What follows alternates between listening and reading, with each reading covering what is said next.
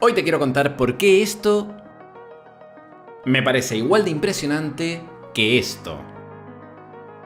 Y no me entendáis mal, sé que el trabajo de Boston Dynamics durante la última década ha sido impresionante, con robots humanoides como Atlas que han ido progresando en agilidad, en robustez, en capacidad de hacer cosas impresionantes que nos fascinan y no dan repelús a partes iguales. Pero aún así, hay algo en estos pequeños robots de DeepMind que debería de impresionarnos aún más. Sí, también estamos viendo a robots humanoides erguidos en sus dos patitas cumpliendo la tarea para la que han sido diseñados. También vemos agilidad, movimiento, acción y ¡ey! Eso es tarjeta roja.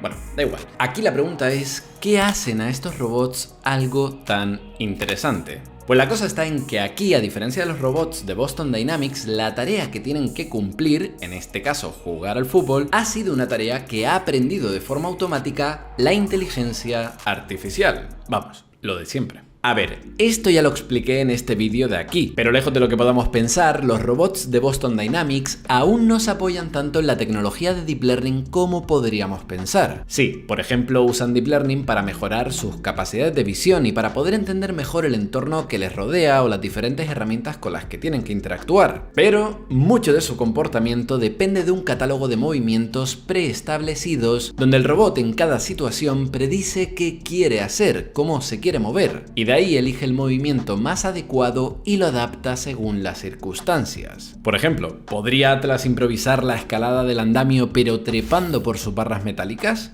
Pues no, si es que no tiene ninguna skill de escalada preprogramada en su catálogo de movimientos. La tendencia es que a futuro los robots de Boston Dynamics pues cada vez sean más autónomos, siendo capaces de generalizar gran parte de sus acciones tras un proceso de aprendizaje automático que no les haga depender del diseño manual de estas acciones.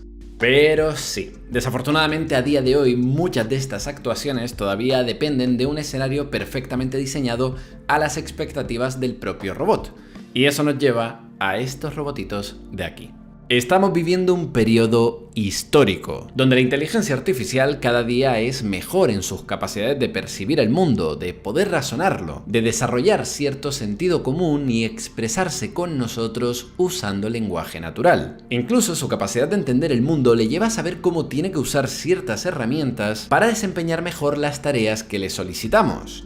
Claro, con esto la pregunta es, ¿cuándo será capaz la inteligencia artificial de utilizar una herramienta tan útil como un cuerpo robótico? Una interfaz con el mundo físico que le permita manipular objetos, ser más autónomo o alimentar su conocimiento del mundo interactuando con él. La inteligencia artificial integrada en un cuerpo real. A esta idea de meter la inteligencia artificial dentro de un cuerpo robótico es lo que se denomina embodiment, o traducido al español, encarnación. Aunque bueno, aquí carne y hueso hay poca. Y esto es un desafío por muchos motivos.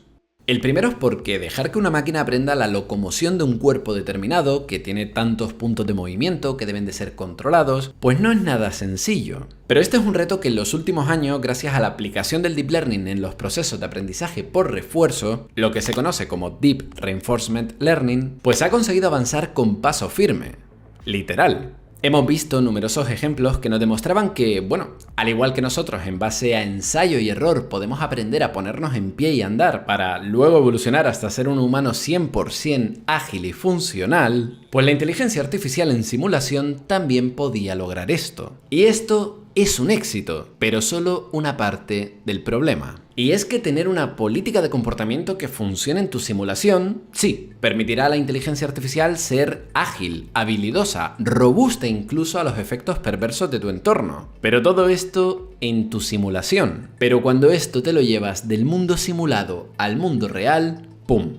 Ocurrir es que tu robot se vuelve casi igual de ágil que tú un sábado noche. ¿Qué está pasando aquí? Pues esto es algo que le sonará mucho a quien haya trabajado en robótica, y es que el mundo real es muy complejo. En una simulación tú puedes aproximar físicas, iluminaciones, la mecánica de tu robot, pero cuando esto lo trasladas al mundo real, aparecen los problemas. ¡Ay! Que no habíamos contado con el reflejo que hace la luz del sol sobre el cuerpo metálico del robot y ahora está cegando a la cámara. ¡Ah! Que no habíamos simulado correctamente la fricción que se produce entre diferentes tipos de materiales. ¡Ah! O a lo mejor los actuadores que estás utilizando pues tienen una latencia diferente a la que tú habías configurado y ahora pues toda la política de comportamiento que había aprendido la inteligencia artificial, cuando te lo llevas al mundo real falla. Las cosas en el mundo real fallan. ¿Por qué? Bueno, pues porque la simulación no deja de ser una aproximación de la realidad. Y para comprobar esto, DeepMind... ¿Qué? Que ya no se llaman DeepMind, sino que al unir fuerzas con el equipo de Google Brain, como respuesta a los avances que ha dado OpenAI con Microsoft, ahora han pasado a llamarse Google DeepMind. Vale. Bueno, pues para comprobar esto, DeepMind ha puesto no a uno, sino a dos robots en un 1 contra 1 de fútbol. Veamos. Cada uno de estos robots cuenta con 20 puntos de articulación que controlan todo su movimiento.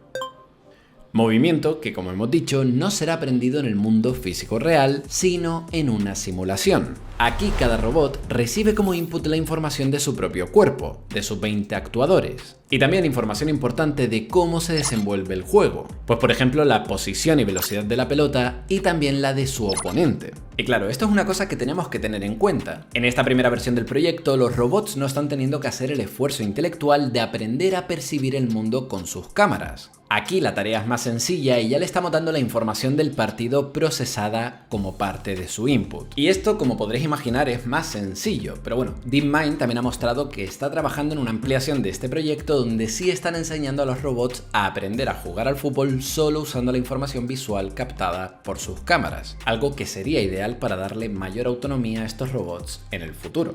Ahora, la pregunta del millón. ¿Cómo conseguimos que estos robots aprendan a jugar al fútbol? Sería espectacular poder coger a un trozo de chatarra y marcarle como objetivo, hey, tienes que marcar goles, y que con esto ya aprenda pues toda la movilidad de ponerse en pie, correr, caminar, chutar el balón, pero esto no funciona así, ni para el robot, ni para ti.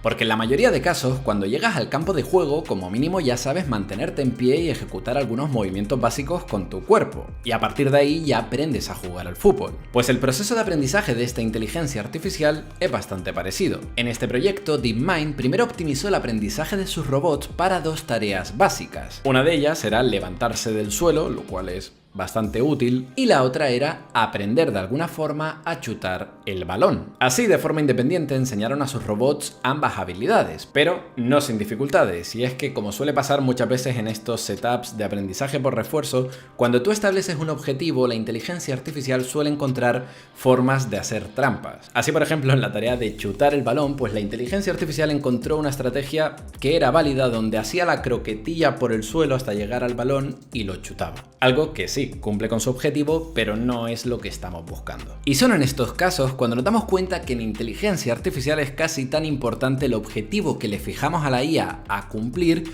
como saber limitar correctamente pues cuál puede ser los límites de su comportamiento. En este caso pues sería el no tirarse al suelo. Cuando ya tenemos esto, pues podemos utilizar esta información aprendida, alzarse en pie y poder chutar el balón, para reforzar y guiar su aprendizaje en la segunda parte del entrenamiento. Ahora sí, la hora de la verdad. Un entrenamiento donde su objetivo se va a volver cada vez más y más complicado al ponerle ante él a un oponente cada vez más y más inteligente. ¿Quién? Pues a versiones de sí mismo. Aquí usaremos versiones previas de la inteligencia artificial, versiones menos entrenadas, para enfrentarse contra la gente 1 versus 1. Lo interesante es que al competir el robot contra versiones anteriores de sí misma en esta idea de autojuego o self-play, es que a medida que el robot mejora, también lo harán sus oponentes, lo que resulta en un proceso de aprendizaje automático que fomentará una mejora constante en sus habilidades. Así, de esta forma, en este punto del entrenamiento, la gente aprenderá cada vez movimientos más avanzados y tácticas y estrategias de juego cada vez más inteligentes, como por ejemplo la defensa o la anticipación de los movimientos del oponente. ¿Y no es precioso ver a la inteligencia artificial aprendiendo todo esto solo jugando contra sí misma? Esto es espectacular. Y sería suficiente si no fuera por un pequeño detalle, y es que todo esto ha sido aprendido dentro de la simulación. Y por muy espectaculares que sean tus habilidades aquí, el partido real se juega en el mundo físico. Mundo físico donde, como hemos dicho antes, todo puede pasar. Y en este punto me puedo estar imaginando vuestra pregunta de, bueno, si es tan lioso transferir este conocimiento aprendido por la inteligencia artificial de la simulación al mundo físico real, ¿por qué no directamente dejar que la IA aprenda en un campo de fútbol real, con los robots reales, en el mundo físico real? Y la respuesta está que entrenar en un mundo simulado pues sí nos permite poder entrenar a velocidades sobrehumanas, pudiendo ejecutar millones y millones de episodios de entrenamiento en cuestión de horas, algo que evidentemente en el mundo real pues no podríamos hacer. Y todo esto sin mencionar todos los costes en hardware que tiene asociado entrenar en un mundo físico donde los robots se rompen. Entonces, ¿qué? Bueno, pues la solución que ha aplicado DeepMind en este caso al problema de transferencia de conocimiento es una solución que no es nueva en el mundo del aprendizaje por refuerzo, y es la randomización. Te pregunto, ¿quién crees que tendría mejores capacidades deportivas? ¿El jugador que siempre ha jugado en su estadio bajo techo o el que ha aprendido a jugar en diferentes estadios, con diferentes climatologías, con mucho calor, mucho frío, contra 1, contra 100, en diferentes modos de juego? Bueno, pues parece obvio que si en tu proceso de entrenamiento has sufrido de factores aleatorios que han ido variando, que el resultado sea un proceso de aprendizaje donde tú ahora, tu rendimiento deportivo, sea mucho más flexible y mucho más adaptable a nuevas circunstancias. Diremos, un entrenamiento mucho más robusto. Pues en simulaciones y en robótica ya hemos visto en el pasado ejemplos donde añadiendo aleatoriamente perturbaciones a los materiales, los colores, los movimientos, pues se ha acabado consiguiendo transferencias mucho más robustas del mundo simulado al mundo real. Y un ejemplo de ello es este proyecto de aquí de OpenAI. Ahora, de forma similar, DeepMind en este proyecto ha seguido la misma idea aplicando aleatoriedad no solo a las circunstancias del robot en su entrenamiento, pues por ejemplo aprender a jugar al fútbol dándole empujones de cuando en cuando. Además, aquí también han añadido aleatoriedad en el comportamiento de sus sensores, de sus actuadores, de la fricción con el suelo, es decir, añadiendo al proceso de entrenamiento perturbaciones aleatorias que hagan que cuando transfiramos esta política de comportamiento al mundo físico real, cuando ocurran estas perturbaciones aleatorias dadas por la realidad, pues el robot las pueda asumir de forma robusta. Y esto es lo impresionante de este trabajo de DeepMind, que el proceso de entrenamiento de sus robots ha sido tan robusto que el proceso de transferencia de conocimiento del mundo simulado al mundo real se ha podido hacer a la primera, sin necesidad de calibración, sin reentrenamientos, a la primera, o como nos gusta decir en la jerga de la IA, zero shot. La transferencia Zero Shot es un logro muy importante en el aprendizaje por refuerzo, porque cuando consigues que un modelo entrenado en una simulación pueda ser transferido de esta manera, esto indica que el algoritmo ha aprendido a generalizar lo suficiente como para lidiar con las diferencias y las incertidumbres que pueden surgir en el mundo real, sirviendo de puente para poder seguir entrenando a inteligencias artificiales cada vez más potentes en entornos simulados y obteniendo como resultado robots capaces de sobrevivir en la gran complejidad del mundo real. Y eso será muy importante en un futuro próximo. O a lo mejor, ¿queremos de verdad robots que sean ágiles y robustos? Seguro que...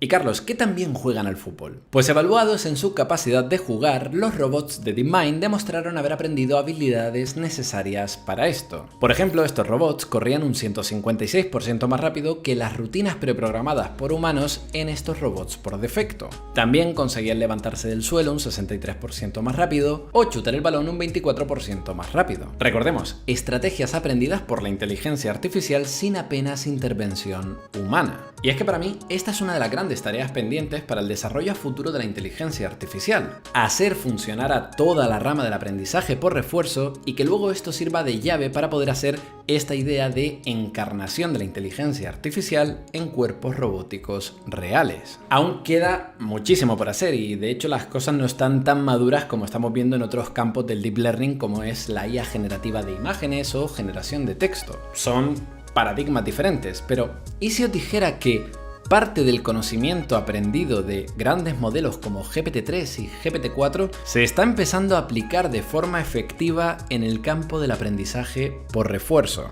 ¿Y si os dijera que la capacidad de aprendizaje y de adaptación de la inteligencia artificial en contextos de aprendizaje por refuerzo en los últimos meses empieza a asemejar bastante a las capacidades de adaptación humana? ¿Y si os dijera y esto hace tiempo que no lo hago, que todo esto os lo voy a contar en un próximo vídeo. Pues ahí vosotros me diríais, Carlos, saca el vídeo ya, no nos hagas esperar, esto no se hace, pareces Quantum Fracture. Pero bueno, yo os puedo recomendar que os suscribáis en este canal para no perderos ningún contenido sobre la actualidad de la inteligencia artificial. Además, importante, quiero recordaros que mañana se va a celebrar el Google I/O, el gran evento que celebra Google, donde seguramente veamos muchas novedades en inteligencia artificial como respuesta a todo lo que ha ocurrido en los últimos meses con OpenAI, Microsoft y todo lo demás. Seguramente veamos novedades sobre BART y cómo se integra en muchos de los productos principales de Google, muchas novedades que vamos a estar cubriendo mañana en directo aquí en el canal, así que tenemos una cita, tranquilos, se va a quedar resubido si no podéis acudir a ver el directo mañana, pero va a ser súper interesante. Con esta información,